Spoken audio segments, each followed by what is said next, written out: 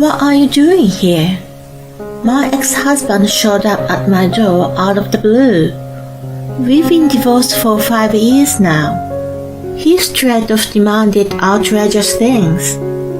Come to my parents' funeral with me.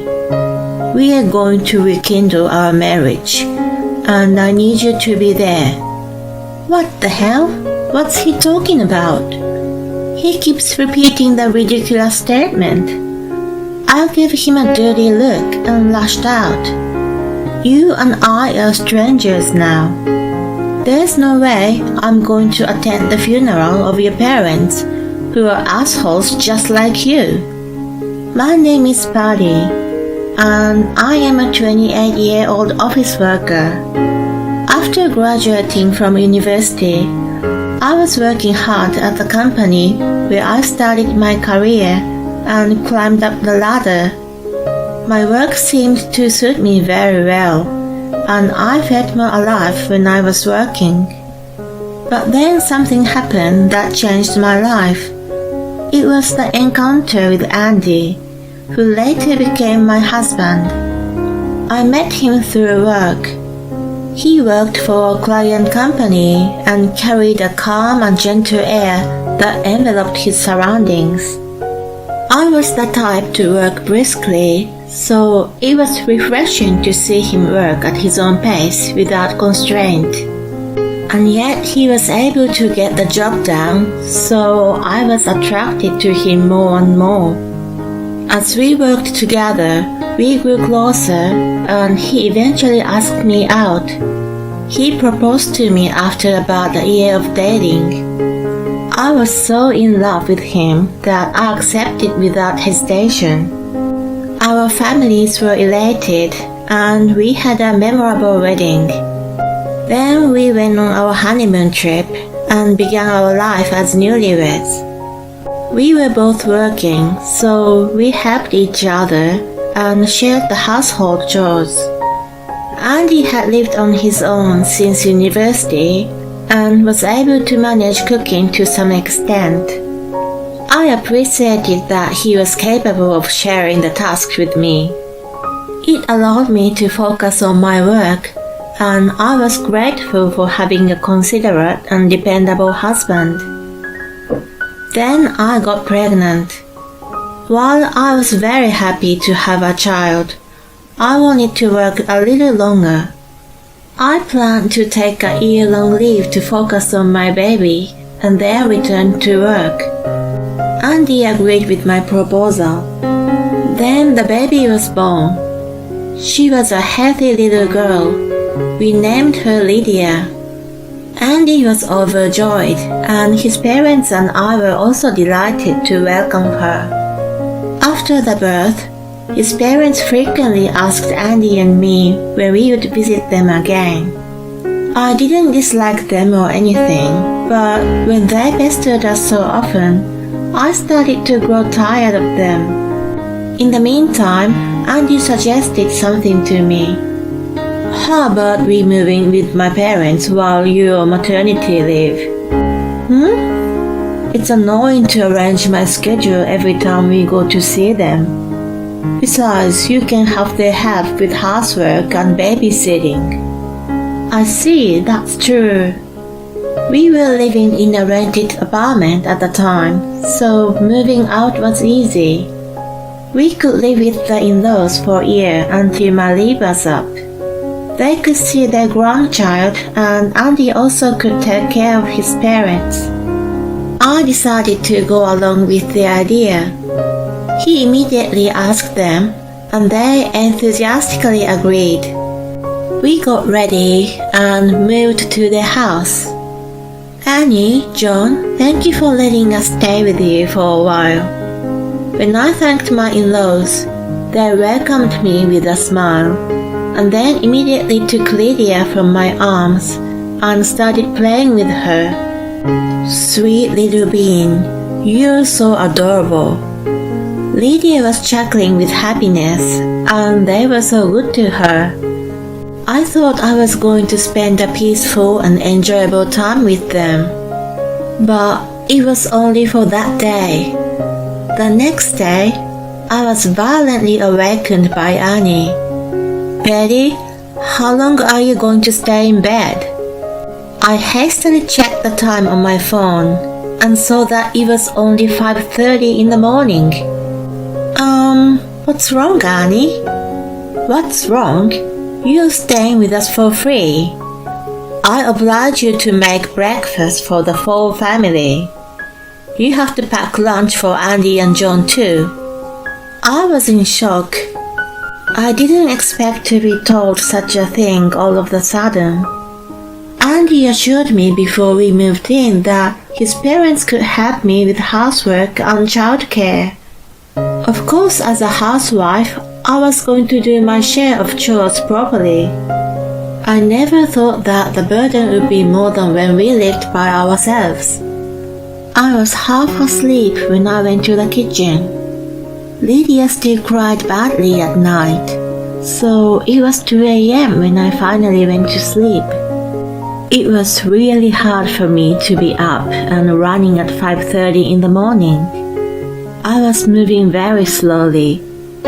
Annie wasn't concerned about my state and complained frantically. "Why are you so slow? You're taking too long. Move faster." "Oh my God, you're clumsy. So annoying." I had never seen such a frightening expression in her face before, and what she was telling me was unreasonable. In fact, it was my first time cooking in her kitchen, and I had no idea where everything was. I didn't understand why I had to be scolded by her. Then, perhaps sensing that I wasn't happy, she yelled at me again. "What's that look on your face? You got a problem with me?" "No, it's not like that. It's just that I'm not familiar with this kitchen yet. Besides, Lydia cried a lot last night, and I had only 3 hours of sleep. I'd like you to consider that a little more." I tried to be as polite and down to earth as possible as I argued my case to her. She sneered and replied, "I can't imagine what's gonna be like for us from now on if you're like this from day one. You're such a crook, making up excuses like that and trying to slack. I guess a woman with a half-assed career has a half-assed silver tongue, but it doesn't work on me. You're the daughter-in-law of this family. You're going to obey everything we tell you. Keep that in mind." She ordered me to finish making breakfast and lunch boxes, and then she started watching TV as she lounged on the sofa with a coffee. Soon after, Andy and John got up and sat down at the dining table. Annie also joined them, and to my surprise, she started ranting to them about how useless and bad a cook I was in front of me. John commented, "That's not good. We have to educate her properly." I was disappointed in him for taking her words and for making such a statement. My in-laws welcomed me and were kind to me at first, which made me hope that he would be on my side. Andy was Annie's only son, so I thought she was jealous of me taking him from her. When John also started acting cold toward me, it became clear that my in-laws considered me an enemy. My daughter was still a newborn, and I was still in love with Andy, so I didn't think about divorcing him. Andy was on my side at that time, telling them Buddy was doing her chores well at home before. I thought if he protected me, I could get by. Besides, we were only living together for a limited time while I was on leave. If I just put up with them for a little while, there would be no problem. It turned out I was naive. Their bullying became even worse. "Patty, hurry up and go buy the snack I asked you for." "Hey, why haven't you cleaned the garden I asked you to?" "You're so useless." "You're incompetent." They were unreasonable and abusive at the same time. I looked to Andy for help. Guys, don't be too hard on her. That was all he said, and went to lay on the sofa as if he had nothing to do with it anymore. I expected him to be sterner with them, but he avoided making eye contact with me. My in-laws weren't persuaded to change their attitude just because their son gave them a soft warning. They continued to treat me like a slave and insulted me every chance they had. It's a shame to think that Lydia has poor genes from you. I hope Andy's side comes out stronger. I wish you would just leave Lydia with us and move out. I couldn't stand their hostility anymore. What made them think it's okay to deny my personality? They were becoming out of control, so I consulted Andy. Hon, can you do something about your parents? You need to persuade them to stop mistreating me. He frowned at me. I've been doing everything I can, haven't I? You can take care of the rest yourself. I heard you've been skipping chores at home. A neighbor even told me that it must be tough to have a lazy wife. Wait a minute, why would the neighbor say that? I don't know. She's close to my mom, so they must talk a lot. Anyway, don't humiliate me. Are you kidding me? Are you saying that it is all my fault too? No, but if you'd behaved yourself, Mom and Dad wouldn't have complained. I was shocked by his comment. I can't take it anymore. No matter how hard I try, they don't approve of me. Let's just get a place for ourselves again. We've been living here for more than half a year. They must have had enough time with Lydia now. Andy simply refused my suggestion. Why not? I told them we would stay with them for a year. If we leave now, I'm breaking my promise. I don't want to hurt them. Jesus, so will you promise me that we'll move out after a few more months? Sure, I promise. I decided to endure it as best as I could for the remainder of my stay. I managed to get through 5 more months of hell, and the promised 1 year was up. I immediately told Andy we were going to move out. I had even been sneaking out to view many apartments for the day. Since we could move easily, I showed him the information I got from the realtor. He scratched his head and announced something insane. You know, my parents are saying that we should just live here forever. Excuse me? So let's just stay here and not move out. Are you crazy? You promised me, didn't you? We would move out after 1 year.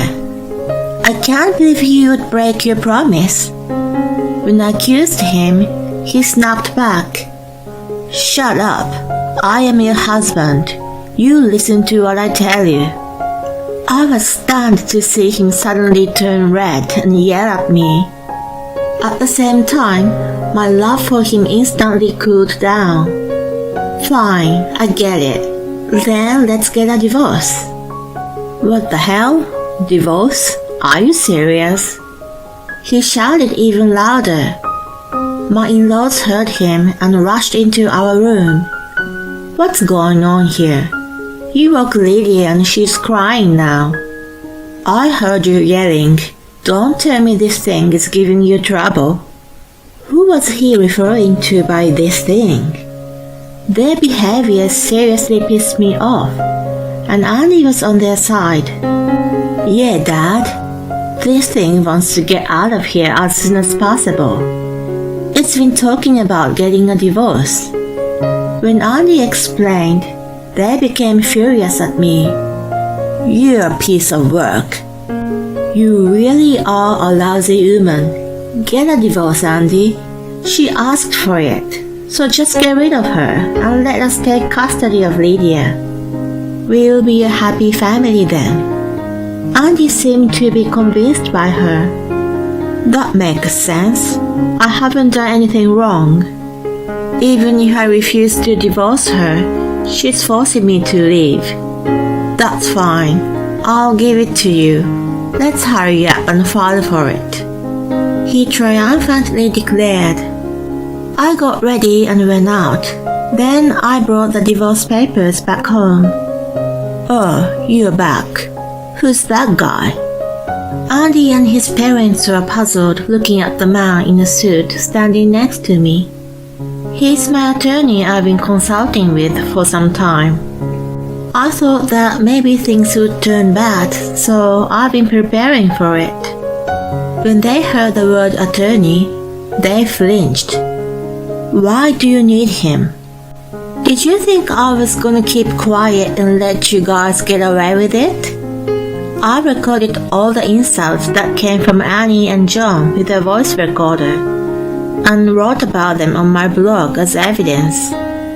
I also kept a record and proof that I consulted you about it.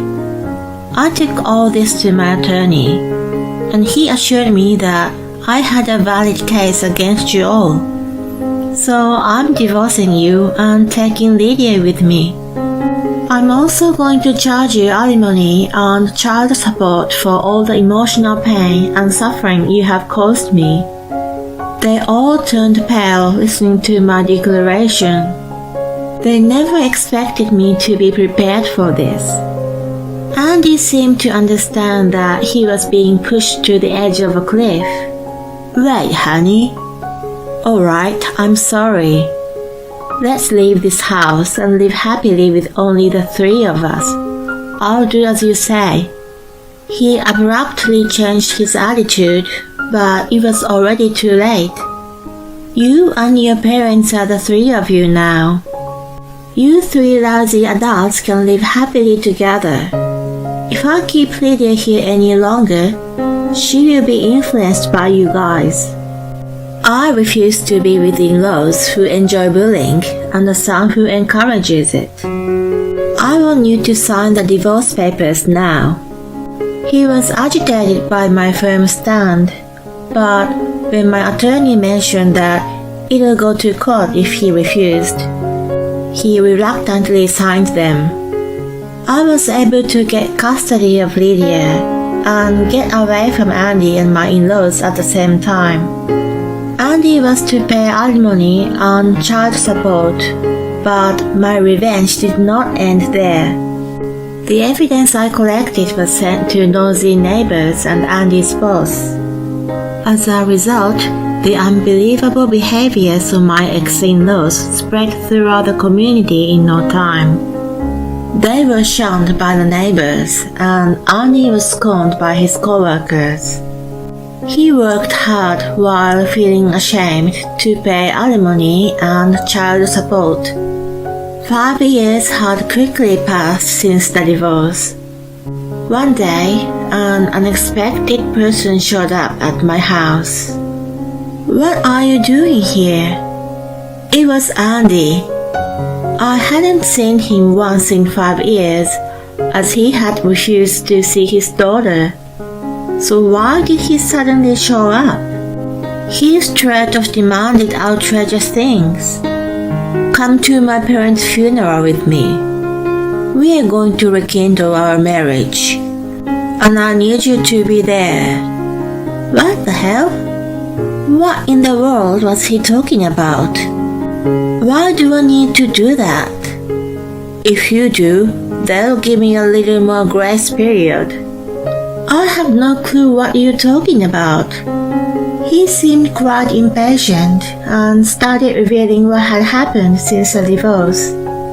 His parents got used to making me do all the housework for a long time, and they became too lazy to do it themselves. They ended up hiring a housekeeper, but they are just an ordinary family. It was too expensive to sustain the lifestyle, and yet they could not give up. So they started borrowing money from a loan shark.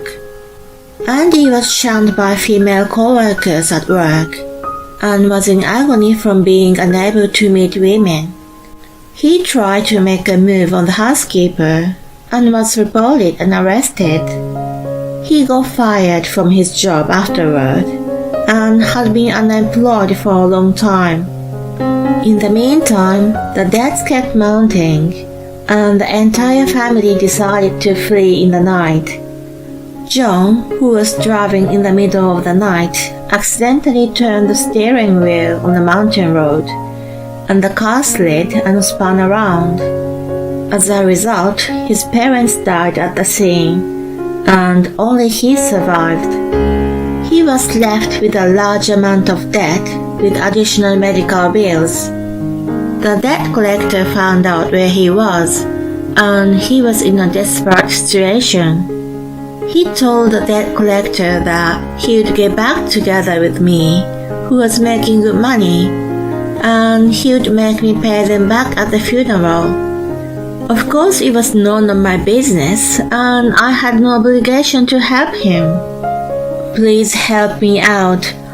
I have nobody but you now.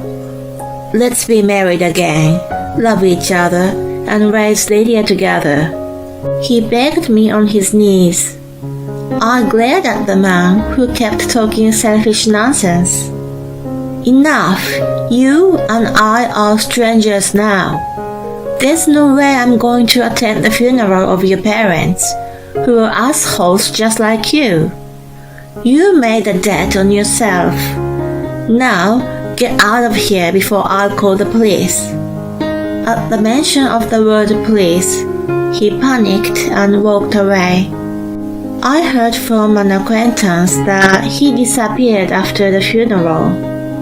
No one knows where he went, but I don't feel sorry for him because he deserved everything he got. I'm raising my beloved daughter, who is growing up to be a sweet little girl, with the best care I can give her. I'm also determined to do my best at my job and make the most of my life.